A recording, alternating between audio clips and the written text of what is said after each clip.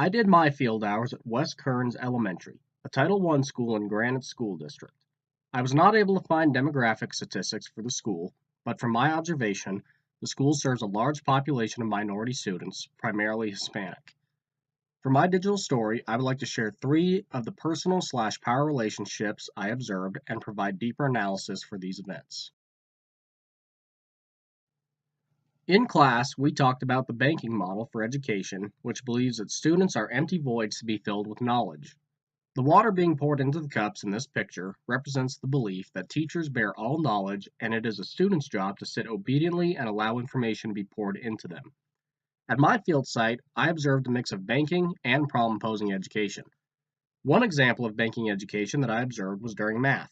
The lessons were teacher-centered and would be considered traditional teaching since the students sat quietly and paid attention while the teacher told them how to perform operations in math. For students who struggled with math, these lessons seemed to be ineffective since they often had to be redirected back on task.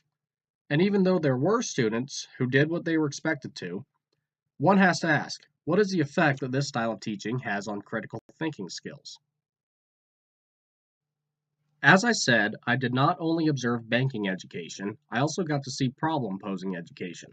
Problem-posing education is founded on dialogue between students and teachers, which leads to formulation of knowledge.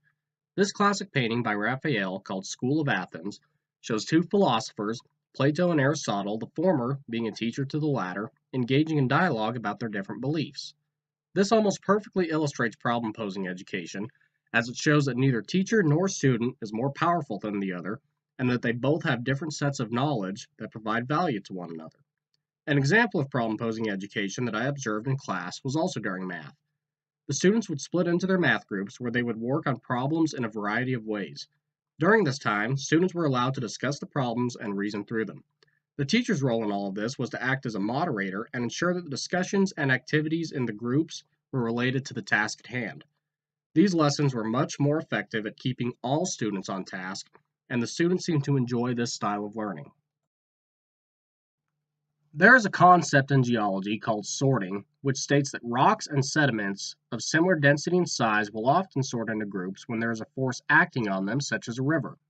The picture shows an example of this.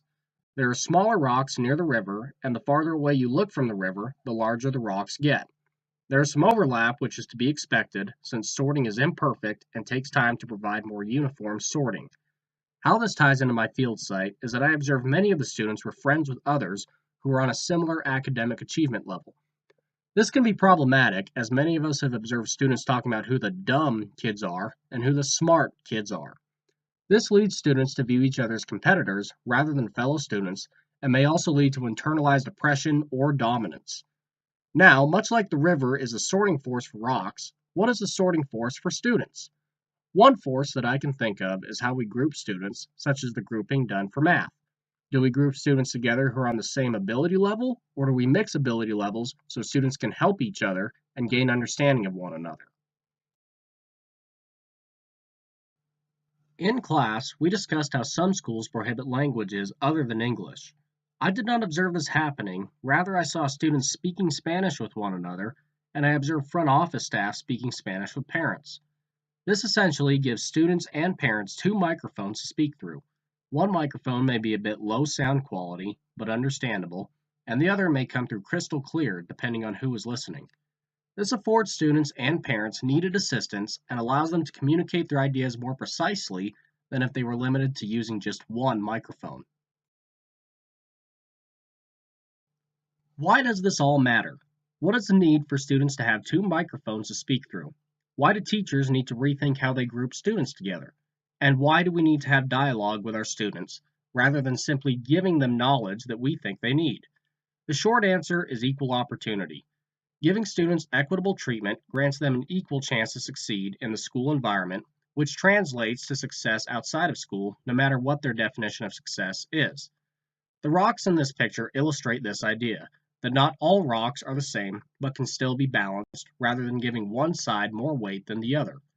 This approach to education is not the only thing society needs to end oppression, but it is a good start and may open future doors to new ways to achieve a truly equal society.